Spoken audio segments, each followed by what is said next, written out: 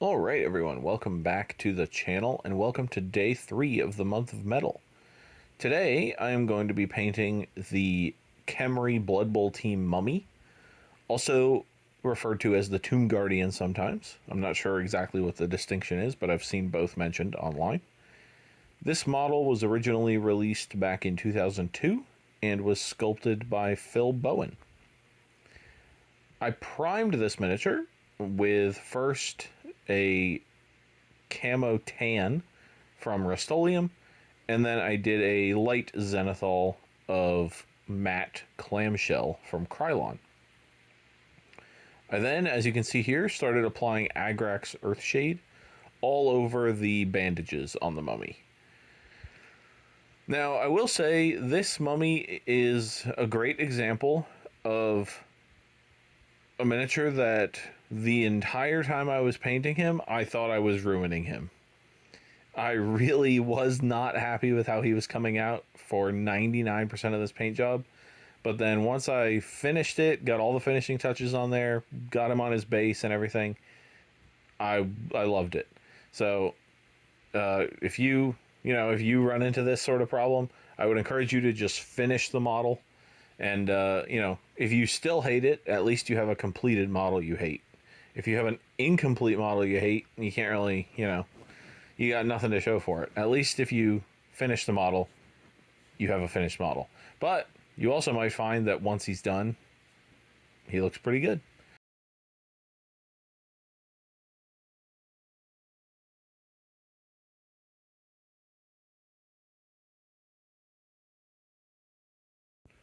Alright, so that first next step is to put some Iron Jaws yellow all over the areas that we just put Agrax Earthshade.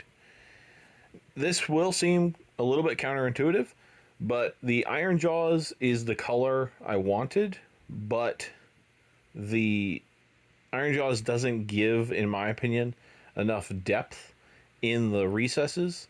It's kind of just a pale yellow still, and so starting with the Agrax Earthshade will mean that we get that depth we're looking for. It will show through in the recesses under the Iron Jaws, and so we'll get a nice mix of both the color I'm looking for as well as the shadow depth that I need. So then once again, I wait for this to dry and then move on to the next step.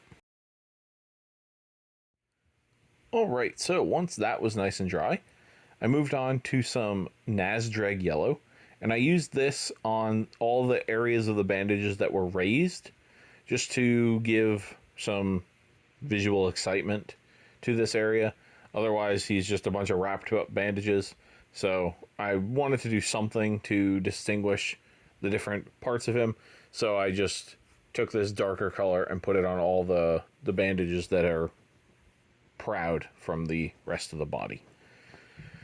That's really about it for this step. It's just about going around and picking out the ones that seem like they're a little more defined than the rest of the body, and picking them out with this color. Then let it dry completely, and then we'll come back and move on to the armor.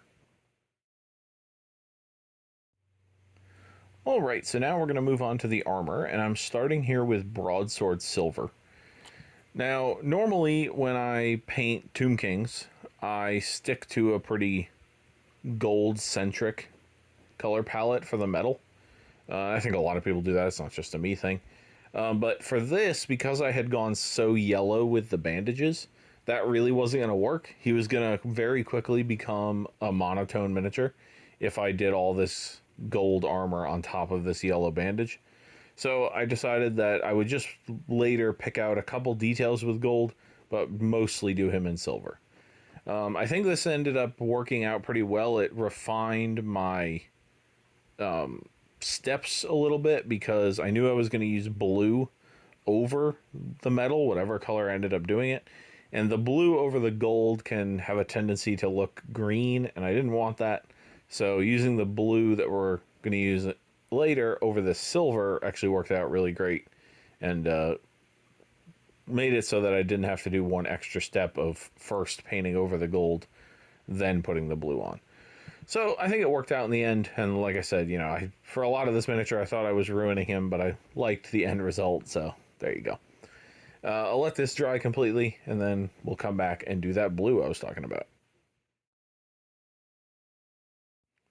All right, so we are back, and our silver is nice and dry. And now we're going to move on to some Talisar blue. And we're going to put this on all the decorative bits of the armor. So he has these wrist wraps, or I guess they're not the wraps, but the bottom parts of the gauntlets is this decorative pattern. He has it around his neck on this big, like, almost plate mail piece, and then also around his ankles. So I'm just blocking this in. One of the classic things that's painted on a lot of Tomb Kings is this alternating red and blue pattern.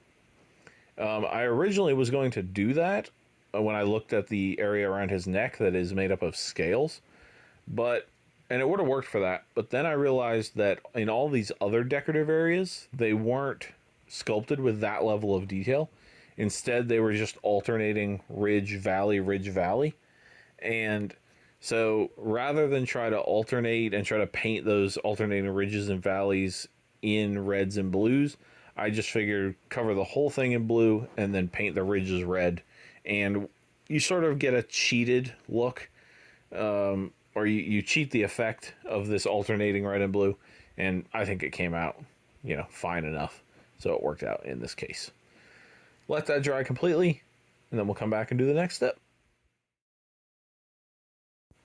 So the next step was to take some Tyran blue and just put it in the recesses of the armor here. I'm not really sure how much of this shows up in the final result. In my head, this Tyran blue was going to really make these ridges pop a little bit more, almost like they were glowing. I'm not sure if that would have looked good with the end result that I got. But nonetheless, I thought I would include this here in case you see some blue on him later. That's where this came from. Like I said, I think maybe it was a little too subtle and didn't really do what I thought it was going to do. But it worked out in the end, so I guess c'est la vie. Once that was completely dry, we will come back and do the red. All right, so once everything was nice and dry, I came in with some resplendent red and painted those scales up around his neck, and then, like I said previously, the ridges on those alternating ridge valley areas around his wrists and his ankles. This is just a base coat. We're going to come back and highlight this later. And like I said, the wrists and the ankles are not sculpted to a super high level of detail to be able to paint alternating scales. This area around the neck is, and so I thought briefly about doing it, but I figured that I would rather stick to a unifying theme than paint the alternating scales. And, it would be, you could make it work, and I'm sure it would have looked fine, but I figured I would just stick to the same style across the whole miniature, paint all the raised bits red, leave the recesses blue, and see how that came out. And, again, we're still in the stage of Greg thinks he's ruining his miniature here. So, not loving it at this point, but we're going to keep going, and hopefully by the end, we will love it. So I let this dry completely, and then came back and worked on the black. All right, so then I'm just taking some Black Templar and doing all these scarabs that are on this guy. I originally was going to do these in gold, but again, lots of gold with all this yellow. I didn't want him to look too monochromatic, so I saved the gold pop color for a different piece later, and I just decided to do these in black like they're made of onyx or something like that. Let that dry completely, and then we'll move on to the next step.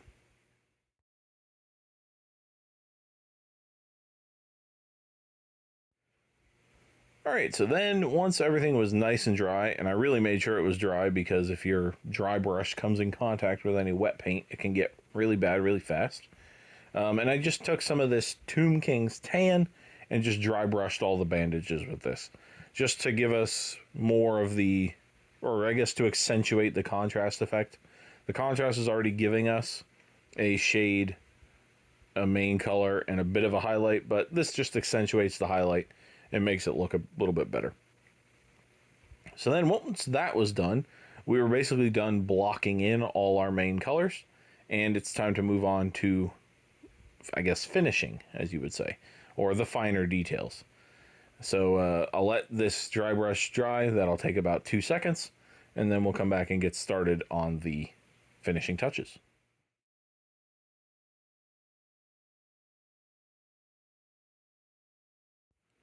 All right, so the first finishing touch we're going to do is to take some of this Sacred Scarlet and highlight all our red bits. So for these scales around his neck, I'm focusing on the bottom of each scale. And when I say the bottom, I mean the bottom as it relates to the orientation of the miniature. So for the ones that are horizontal, I'm doing the bottommost part of it. But then the ones that are vertical as they curve up around his head, I'm doing the bottom of those also. So the different parts of each scale are painted in this color, but I want to focus the light sort of down the miniature instead of just uniformly highlighting them no matter which way they're facing. Then I also did the same thing on the areas around his wrists and his ankles, and I just did the highlight on the top bits of the ridges. Again, the top as it relates to the orientation of the miniature. So his right hand that's raised, the area closer to his hand was highlighted, and then his left hand that's down at his side, the part closer to his elbow was highlighted. And again, that's just to kind of keep a consistent lighting scheme, sort of. This guy does not have a full light sketch on him or anything like that. But, you know, the little tiny details that can help sell the effect of the miniature generally, I think, are a good idea to keep in there. So I'll let this dry completely, and then we'll come back and do the next step. All right, so the next step is to take some Tesseract Glow and put it all over his eye sockets and his mouth, and then use a little bit of it in sort of a feathering pattern to brush it up on the edges of his helmet, onto his nose, and down onto his chin area, just to give the effect like the magic that's controlling him is kind of exuding out from his eyes and his mouth and stuff, and giving a little bit of a glow to the area around it. This is pretty subtle and doesn't show up that well on camera, but hopefully in the finished pictures you'll be able to see what I mean. And I think it looks pretty cool and is pretty easy, all things considered.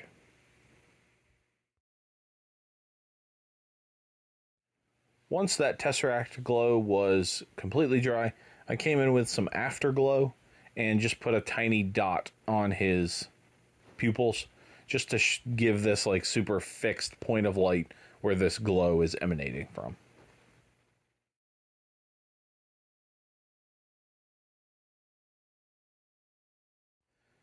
All right, so then I took some Baron Blue and I highlighted the scarabs that I painted earlier in black.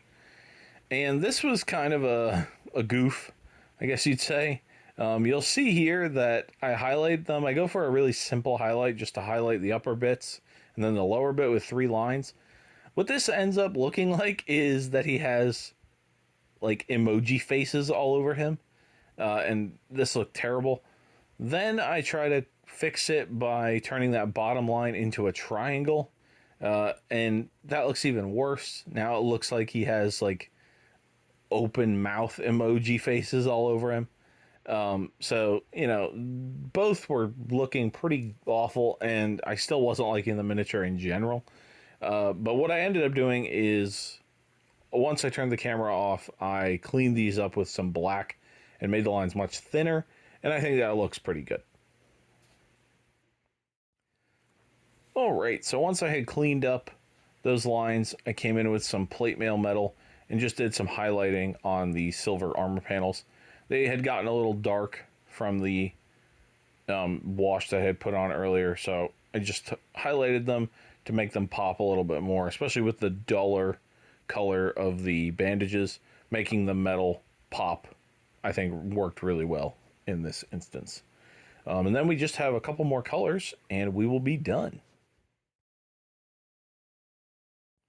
All right, so for our second to last step, it is finally time to do that gold pop color. And I decided to do it on this sort of vaguely Egyptian pharaoh looking helmet that he's got up here. I didn't really have anywhere else to put the gold, so I figured, you know, why not? Let's shove it in there. I think I remember from my 3rd grade history classes that that piece on the pharaoh's hat was a different color than the rest of it. If I've remembered wrong, oh well. This is a walking, talking, football playing mummy. They didn't exist in real life anyway. All right, and then the final step is really a cleanup step. I'm just taking some Nuln Oil and putting it in the deepest recesses all over this guy. So I put it in the bandages, in the helmet, in the knee pads, in the loincloth, in the armpits, in between the fingers of his gloves, just everywhere where there's a deep recess. And it really just kind of ties the whole miniature together and really gives us a sense of depth that we didn't have before. And so with that, we are done with the miniature. Right about now, you should be seeing him on his base. I figured a nice classic sandy base was appropriate for him. And yeah, so like I said several times throughout this video, this was a miniature that I really did not like throughout the process of painting him, but once he was all done and I had him on this base, I actually was quite happy with the finished result. There's a lot more that I could have done with him, like as you saw. I mean, a lot of these colors are highlighted once or maybe even not at all. So you could really take this guy to 11, 12, 13 and make him look really awesome. But like I said, I'm happy with the result I got, and hopefully you learned something or at least enjoyed seeing an old metal miniature get painted. Thank you everybody for watching. If you liked the video, please hit the like button. Subscribe to the channel if you want to see more, and I will see you on the next one.